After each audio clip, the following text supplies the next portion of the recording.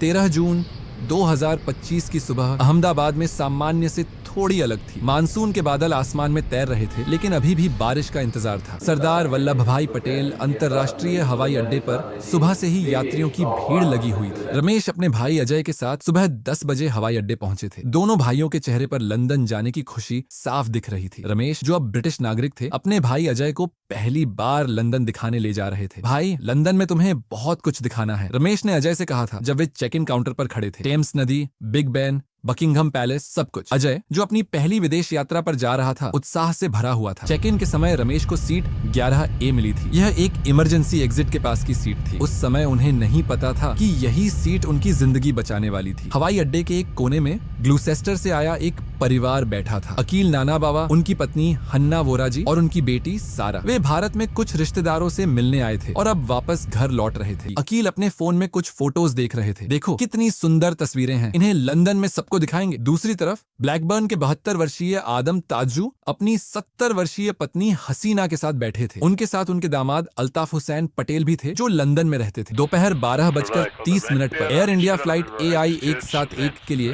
Boarding की घोषणा हुई। बोइंग 7887 ड्रीम लाइनर तैयार खड़ा था। यह विमान 11 साल पुराना था और पिछले साल में 700 से ज्यादा उड़ानें भर चुका था। कैप्टन राजेश शर्मा और को पायलट अनिल मेहता ने अपनी सभी प्री फ्लाइट चेकिंग पूरी कर ली थी। दोनों अनुभवी पायलट थे और उन्होंने इस रूट पर कई बार उड़ान भरी थी। सब कुछ ठीक लग रहा है, कैप्टन शर्मा ने अपने को पायलट से कहा। मौसम भी अच्छा है, लंदन तक एक स्मूथ फ्लाइट होगी। केबिन क्रू भी अपनी तैयारी में लगी थी। चीफ कैबिन अटेंडेंट प्रिया नायर ने अपनी टीम को आखिरी निर्देश दिए। आज हमारे पास 242 यात्री हैं, उन्होंने कहा। सबका ख्याल रखना है, खासकर बुजुर्गों और बच्चों का। यात्री एक एक करके विमान में सवार हो रहे थे। रमेश और अजय अपनी सीटों पर पहुंचे। सीट 11A पर बैठते समय रमेश ने इमरजेंसी एग्जिट के निर्देशों को ध्यान से पढ़ा। दूसरी ओर अकील का परिवार भी अपनी सीटों पर बैठ गया था। सारा खिड़की से बाहर देख रही थी। दोपहर 1:30 पर विमान रनवे की तरफ बढ़ने लगा। यात्रियों के चेहरे पर उत्साह था। कुछ अपने फोन से आखिरी बार फोटो खींच रहे थे, कुछ अपने परिवार को आखिरी मैसेज भेज रहे थे। रमेश ने अपनी पत्नी को लंदन से मैसेज किया था, जल्दी ही हम वापस आ जाएंगे। अजय को लंदन दिखाकर अकील ने भी अपने दोस्तों को मैसेज किया, वापस लंदन आ रहे हैं, भारत की यात्रा बहुत अच्छी रही। केबिन क्रू ने सेफ्टी डेमोन्स्ट्रेशन शुरू किया। प्रिया नायर ने माइक पर कहा, प्रिय यात्रियों, एयर इंडिया में आपका स्वागत है। कृपया अपनी सीट बेल्ट लगाएं और अपनी सीट को सीधी रखें। कैप्टन शर्मा ने एयर ट्रैफिक कंट्रोल से टेक ऑफ की अनुमति मांगी। AI 171 off cleared for take off. Control tower से आवाज आई, roger, AI 171 cleared for take off. Captain Sharma ने जवाब दिया। विमान रनवे पर पहुंचा। इंजन की आवाज तेज हो गई। यात्रियों के दिल में एक अजीब सी घबराहट थी, लेकिन सभी इसे सामान्य टेक ऑफ की घबराहट समझ रहे थे। दोपहर 1:39 पर विमान ने टेक ऑफ किया। शुरू के कुछ सेकंड सब कुछ सामान्य लगा। विमान तेजी से ऊपर उठ रहा था। रमेश खिड़की से बाहर देख रहे थे। अहमदाबाद शहर नीचे छोटा होता जा रहा था। अजय भी उत्साह से बाहर देख रहा था, लेकिन अचानक कुछ गलत हुआ। विमान में अजीब सी आवाज आई। कुछ यात्रियों ने महसूस किया कि विमान कुछ अलग तरीके से हिल रहा है। कैप्टन शर्मा ने फ्लाइट कंट्रोल्स चेक किए। कुछ सिस्टम वार्निंग लाइट्स जल गई थी। कुछ गड़बड़ है, उन्होंने को पायलट से कहा। टेक ऑफ के बाद मात्र 30 सेकंड में स्थिति बिगड़ने लगी। विमान अपनी सामान्य चढ़ाई की दर से कम ऊंचाई पर था। फ्लाइट रेडर प्रीफोर के डेटा के अनुसार विमान केवल 625 फीट की ऊंचाई तक पहुंच पाया था। यह एक सामान्य टेक ऑफ के लिए बहुत कम था। कैप्टन शर्मा ने तुरंत समझ लिया कि स्थिति गंभीर है। उन्होंने एयर ट्रैफिक कंट्रोल को इमरजेंसी कॉल की। मेडी मेडी, AI 1711 में इमरजेंसी। उनकी आवाज कंट्रोल टावर में गूंजी। कंट्रोल टावर से तुरंत जवाब आया, AI 171, क्या आपकी गंभीर स्थिति है? Please respond. लेकिन कोई जवाब नहीं आया। विमान का संपर्क टूट गया था। विमान में पैनिक की स्थिति थी। कुछ यात्री समझ गए थे कि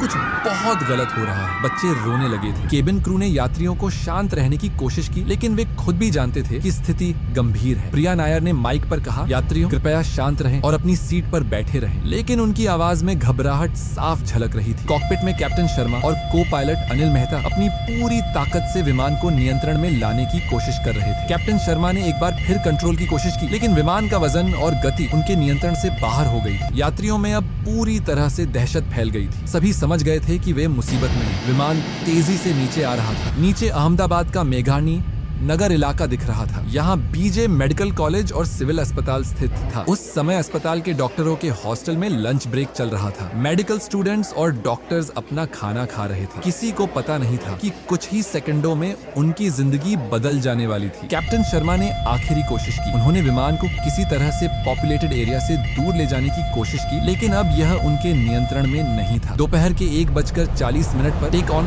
के बाद मात्र 1 मिनट में AI-171 विमान मेघानी नगर के डॉक्टरों के हॉस्टल में जा गिरा। एक तेज धमाका हुआ, आसमान में काला धुआं उठा। अहमदाबाद के लोग अपने घरों से बाहर निकलकर आसमान की तरफ देखने लगे। इस तरह 242 लोगों की यात्रा जो लंदन के लिए शुरू हुई थी, अहमदाबाद की धरती पर ही समाप्त हो गई। विमान का एक हिस्सा हॉस्टल की डाइनिंग हॉल की छत को फाड़कर अंदर आया था। उस समय हॉस्टल में लगभग 50 मेडिकल स्टूडेंट्स और डॉक्टर्स लंच कर रहे थे। डाइनिंग हॉल में अधूरे खाने की प्लेटें पड़ी रह गईं। कुछ ही सेकंडों में शांत माहौल में चीखें गूंजने लगीं। मीनाक्षी पारीक, जो बीजे मेडिकल कॉलेज की डीन थीं, अपने ऑफिस में थीं जब यह हादसा हुआ। पहले मुझे लगा कि कोई बम फटा है, उन्होंने बाद में बताया। जब मैं बाहर आई तो देखा कि हमारे हॉस्टल की छत में एक बड़ा छेद है और हर तरफ आग लगी हुई है। हॉस्टल की दूसरी मंजिल पर मौजूद एक महिला डॉक्टर की मां ने देखा कि उसका बेटा दूसरी मंजिल से कूद गया। वह घायल हो गया था लेकिन जिंदा था। मेरा बेटा जब कूदा तो मैं चीख उठी, उस महिला ने कहा, लेकिन अल्लाह का शुक्र है कि वह बच गया। विमान के मलबे में सीट 11A पर बैठे रमेश के लिए यह जीवन और मृत्यु के बीच का वह क्षण था जो उनकी पूरी जिंदगी बदल देने वाला था। जब विमान गिरा तो पहले तो मुझे लगा कि मैं मर गया हूँ, रमेश ने बाद में अस्पताल में पत्रकारों से कहा। चारों तरफ धुआं था, आग थी और बहुत शोर था, लेकिन कुछ सेकंड बाद उन्होंने महसूस किया कि वे अभी भी जिंदा हैं। उनकी आंखें खुली थीं और वे सांस ले रहे थे। मैंने अपनी सीट बेल्ट खोली और चारों तरफ देखा, उन्होंने कहा। मैंने देखा कि मेरे पास एक छोटा सा रास्ता है। सीट 11A इमरजेंसी एग्जिट के बिल्कुल पास थी। दुर्घटना के दौरान विमान का यह हिस्सा हॉस्टल की इमारत से सीधे नहीं टकराया था, बल्कि यह जमीन के करीब था और इमरजेंसी एग्जिट का दरवाजा टूट गया था। मैंने देखा कि दरवाजा टूटा हुआ है और एक छोटी सी जगह है जहां से मैं बाहर निकल सकता हूं, रमेश ने कहा। उन्होंने अपने भाई अजय को आवाज दी, लेकिन कोई जवाब नहीं आया। चारों तरफ धुआं था और कुछ दिख नहीं रहा था। मैंने अजय को आवाज दी, लेकिन उसका कोई जवाब नहीं आया। रमेश की आवाज में दुख था। मैं उसे ढूंढना चाहता था, लेकिन आग बढ़ती जा रही थी। आखिरकार रमेश ने उस छोटे से रास्ते से बाहर निकलने का फैसला किया। यह उनके जीवन का सबसे कठिन फैसला था। दुर्घटना की खबर मिलते ही अहमदाबाद के सभी इमरजेंसी सर्विसेज एक्टिव हो गए। फायर ब्रिगेड, एम्बुलेंस, पुलिस और अस्पताल के स्टाफ तुरंत घटनास्थल पर पहुंचे। अहमदाबाद के फायर चीफ ने बताया, जब हमें कॉल आई तो हमने तुरंत 15 फायर इंजन भेजे। पहुंचने पर देखा कि बहुत बड़ी आग लगी हुई है। बीबीसी के रिपोर्टर रॉक्सी गागड़ेकर, जो घटनास्थल के पास थे, ने बताया कि लोग